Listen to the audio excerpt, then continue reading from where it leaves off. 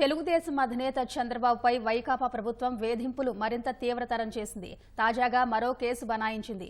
జగన్ అధికారం చేపట్టినప్పటి నుంచి గత 4.5 ఏళ్లుగా మద్యం వ్యాపారంలో వేల కోట్ల రూపాయల కుంభకోణం జరుగుతోందంటూ ప్రతిపక్షాలన్నీ కోడై కూస్తుంటే జగన్ సర్కార్ మాత్రం తెలుగుదేశం హయాంలో ఏదేదో జరిగిపోయిందని ఆరోపిస్తూ కేసు నమోదు చేసింది.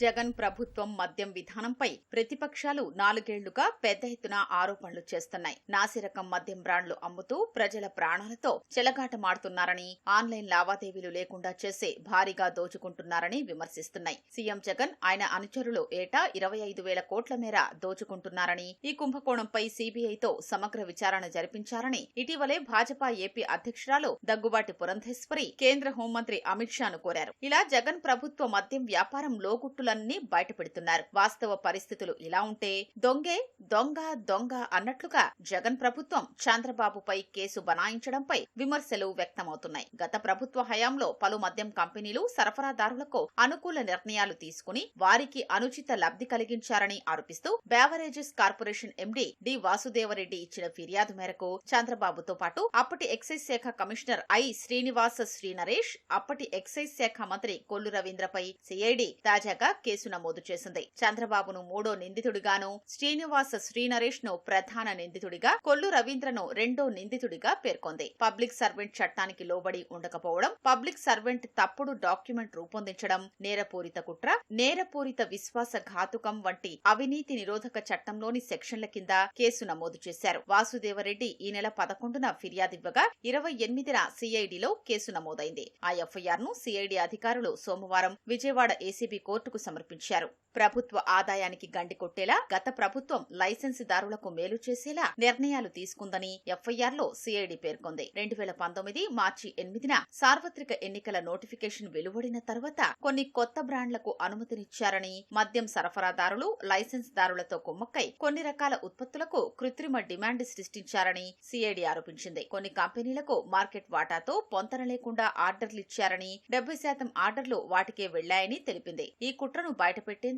లోతైన దర్యాప్తు అవసరమని ఎఫ్ఐఆర్లో సిఐడి పేర్కొంది. 2015 నుంచి 17 సంవత్సరాలకు సంబంధించిన మద్యం విధానంలో లైసెన్సుదారులకు మేలు చేసేలా మద్యం దుకాణాలకు ప్రివిలేజ్ ఫీజు తొలగించారని, దానివల్ల ప్రభుత్వానికి కలిగే నష్టాన్ని పరిగణలోకి తీసుకోలేదని సిఐడి తెలిపింది. 2015-16 సంవత్సరానికి సంబంధించి బార్ల కోసం ప్రత్యేక ఎక్సైజ్ విధానాన్ని ప్రతిపాదించిన గత ప్రభుత్వం బార్లకు కూడా ప్రివిలేజ్ ఫీజును రద్దు చేసిందని, అప్పటి ముఖ్యమంత్రి ఎక్సైజ్ శాఖ మంత్రి ఆమోదంతోనే ఆ నిర్ణయాలు తీసుకున్నారని తెలిపింది. ఇవన్నీ నిబంధనలకు విరుద్ధంగా జరిగాయని, ఆర్థిక శాఖ మంత్రిమండలి అనుమతి లేదని పేర్కొంది. ఈ నిర్ణయాల వల్ల ఖజానాకు 1,300 కోట్ల మేర నష్టం వాటిల్లిందని తెలిపింది. నంద్యాలలోని ఎస్పీవై ఆగ్రో ఇండస్ట్రీస్ కు గత ప్రభుత్వం అనుచిత లబ్ధి చేకూర్చిందని సిఐడి ఎఫ్ఐఆర్లో పేర్కొంది. లైసెన్స్ ఫీజును వాయిదాల్లో చెల్లించే వెసులుబాటు కల్పించిందని, బకాయిలపై చెల్లించాల్సిన వడ్డీ మాఫీ చేసిందని వివరించింది. దానివల్ల ప్రభుత్వానికి 15 కోట్ల వరకు నష్టం వాటిల్లిందని పేర్కొంది. ఎక్సైజ్ శాఖ కమిటీ సిఫార్సులకు విరుద్ధంగా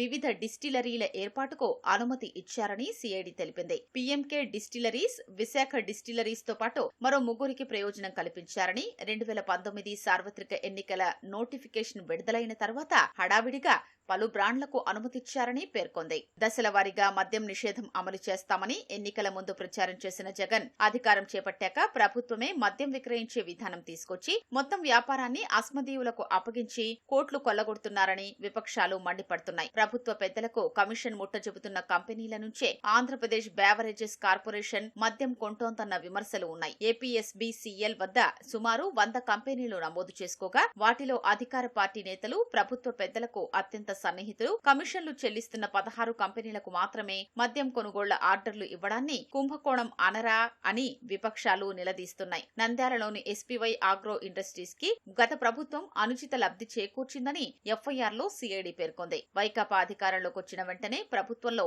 నెంబర్ 2గా చక్రం తిప్పుతున్న నాయకుడి కుమారుడు ఆ కంపెనీని స్వాధీనం చేసుకోవడం, ఆ కంపెనీ నుంచే ఏపీఎస్బీసీఎల్ 2 ఏళ్లలో 1,863 కోట్ల విలువైన మద్యం కొనడం కుంభకోణం కాదా అని ప్రతిపక్షాలు ప్రశ్నిస్తున్నాయి. పీఎంకే డిస్టిలరీస్, విశాఖ డిస్టిలరీస్ కు గత ప్రభుత్వం ప్రయోజనం చేకూర్చినట్లు సిఐడి పేర్కొంది. కానీ వైకాపా అధికారం చేపట్టాక ఈ 2 డిస్టిలరీలను ఆ పార్టీ ముఖ్య నాయకులు తమ ఆధీనంలోకి తీసుకున్నారు. ఆదాన్ డిస్టిలరీస్ వాటిని సబ్లీజ్ కు తీసుకుంది. 2934 మద్యం దుకాణాలున్న ఏపీలో ఆ వ్యాపారం మొత్తాన్ని తమ గుప్పిట్లో పెట్టుకున్న వైకాపా నాయకులు, వారి అస్మదీయులు ప్రజల్ని దోచుకుంటుండడమే అసలు కుంభకోణమని, దాని నుంచి దృష్టి మళ్లించడానికి గత ప్రభుత్వ హయాంలో ఏదో జరిగిపోయిందంటూ తప్పుడు కేసులు పెడుతున్నారని ప్రతిపక్షాలు విమర్శిస్తున్నాయి. నైపుణ్యాభివృద్ధి కేసులో చంద్రబాబు అరెస్టు తర్వాత Amaravati inner ring road, fibre net కేసుల్లో సిఐడి ఆయనపై పీటీ వారెంట్లు దాఖలు చేసింది. అమరావతి ఎసైన్డ్ భూముల వ్యవహారానికి సంబంధించిన కేసు రీఓపెన్ కు అనుమతి కోరుతూ హైకోర్టులో పిటిషన్ వేసింది. తాజాగా మరో కేసును తెరపైకి తెచ్చింది. నైపుణ్యాభివృద్ధి కేసులో ప్రస్తుతం జ్యుడిషియల్ రిమాండ్లో ఉన్న చంద్రబాబును జైలు నుంచి బయటకు రానియ్యకూడదన్న కుట్రతోనే అక్రమ కేసుల పరంపరకు జగన్ ప్రభుత్వం తెరలేపిందన్న విమర్శలు వ్యక్తమవుతున్నాయి.